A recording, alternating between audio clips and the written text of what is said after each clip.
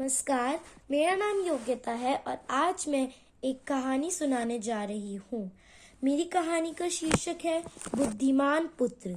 सेठ खेमचंद्र बहुत ही धनवान व्यक्ति था। दूर दूर तक उसका व्यापार फैला हुआ था। बहुत दूर दूर के लोग उसे जानते भी थे।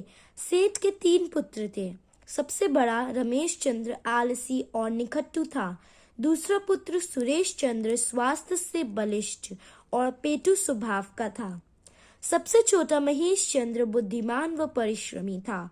समय बीतने के साथ ही सेठ बूढ़ा होता गया। अब उसका स्वास्थ्य भी ठीक न रहता था। उसे अपने व्यापार की चिंता होने लगी। कौन उसकी देखरेख करेगा और इसे आगे बढ़ाएगा? अपने पुत्रों में से किसे जिम्मेदारी सौंपे? तीनों में से कौन सबसे अधिक समर्थ है? सबसे योग्य पुत्र की पहचान करने के लिए उसने परीक्षा लेने की सोची।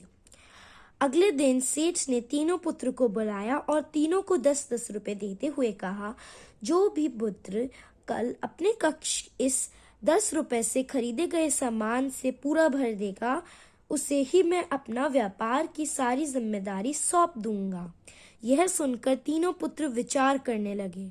ज्येष्ठ पुत्र रमेश चंद्र ने एक मजदूर को 10 रुपए दिए और उसे कुएं से पानी लाकर उसका कमरा भर देने का आदेश दिया, परंतु पानी कमरे में स्थिर होने का नाम ही नहीं ले रहा था। दूसरे पुत्र सुरेश चंद्र ने 10 रुपए के कई बोझा भूसा खरीदे और कमरे में भरने लगा, लेकिन कमरा पूरा भर न पाया। सबसे छोटा पुत्र ने कुछ खरीदने से पहले काफी देर विचार किया और फिर बाजार से 10 रुपए की मोमबत्तियां खरीदी। शाम को सेठ तीनों पुत्र के कमरों का निरीक्षण करने हेतु निकला। पहले पुत्र के कमरे से तो पानी अभी भी बह रहा था और वह सिर पर हाथ रखे बैठा था, जो उसकी उदासीनता प्रकट कर रहा था। दूसरे पुत्र का कमरा भूसे से भरा हुआ था, जो अभी भी खाली था। सेठ को अपने 2 पुत्र से बहुत निराशा मिली। अब वह अपने तीसरे पुत्र के कमरे की ओर बढ़ा।